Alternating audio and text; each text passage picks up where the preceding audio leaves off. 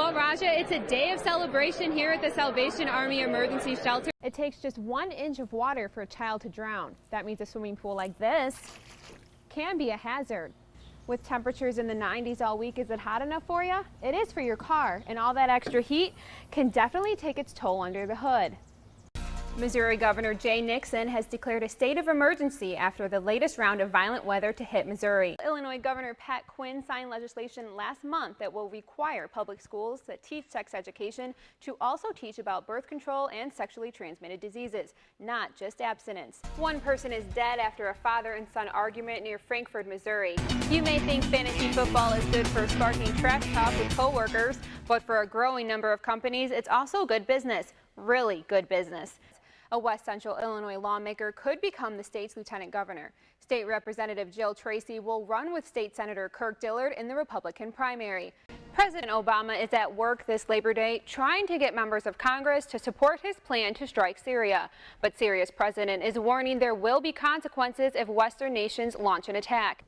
The Quincy Noon Kiwanis Club brings the Carson and Barnes Circus to town every 2 years.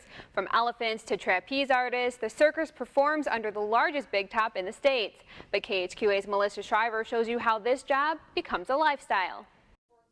The Quincy School District has always taught abstinence first in its sex education classes. But starting January 1st, all public schools in Illinois will be required to include information on birth control and STDs. Quincy School Board President Stephanie Irwin says the new law will require the district to expand its sexual education curriculum. Under the new law, they are going to want us to open the dialogue to be able to talk about STDs, preventing pregnancies. I know the issue has stirred up controversy. Health educator Barb Christ says her class spends a day or two discussing STDs, and they only touch on contraceptives in the course of a semester. Starting in January, we're going to make a few little changes, but nothing major. We're going to definitely talk about our STDs, educate the students that it is abstinent-based. We would really prefer that, but we know it's not reality for some people. And then we're going to focus on the contraceptives to help them at least make better decisions, hopefully. Beverly Simmons is the director of family planning in Quincy. She says comprehensive education is key to students making healthy decisions. Abstinence is so important in what we do. However, they need to have the facts that could possibly lead to unplanned pregnancies, STDs, to help them make healthy choices. I think parents also need to be a part of that, to give the values to the teens. If they would just piggyback on each other, I think it would be great. I think the more we can educate them to provide them with the choices, the better it's going to be for them. And with today's society, we have to make sure we educate them as much as we possibly can. Irwin says abstinence will remain the main topic at Quincy Public Schools. We're not going to be so naive to think that there isn't sexual activity occurring. Abstinence will be the main topic, but maybe, hopefully, we will educate some of those who don't always make the best choices. Simmons has been speaking with teens for 9 years. She says after getting the information, teens have a very different response to sex.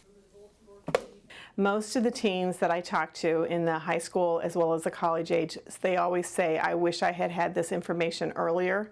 If I had the information, I would have made different choices. While some parents may think giving kids this information encourages them to have sex, Simmons says the issue is really about providing education. Comprehensive education is not saying go out and have sex. In fact, it's more of saying these are your risk factors.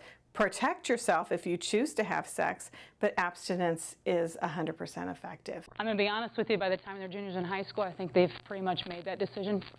But I do know that when I provide information about different types of birth control, they're like, oh my goodness, I didn't know that, or I didn't know that side effect, or I didn't know this was really going to happen.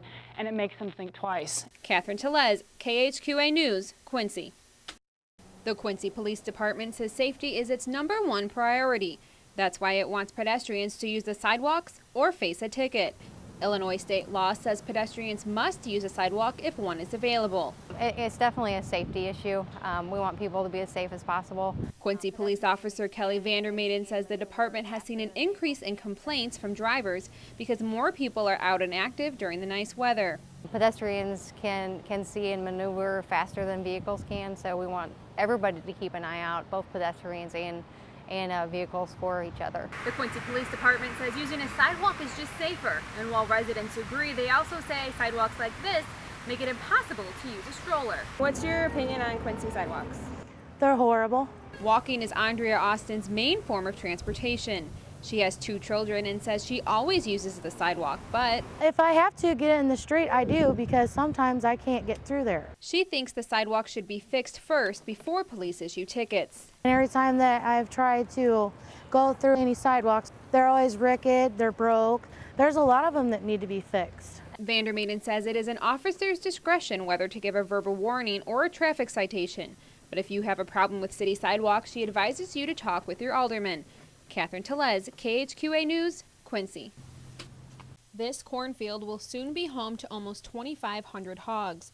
The Illinois Department of Agriculture has approved the request of Adams County farmer Darren Duke and his partner to build a large-scale hog barn on their property, even with the heavy opposition of some neighbors. The number one concern for the neighbors was the number of animals that we were going to have there, and so we decided to scale back the operation to half of what we originally had anticipated or what we had permitted with the state of Illinois. So I think 2,480 head is what we currently intend on building at the site. Neighbors say this hog farm will affect more than just the environment.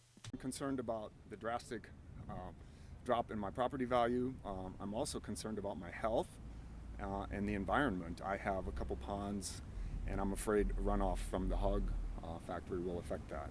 Kevin Tushouse spent his life savings building this log cabin 3 years ago.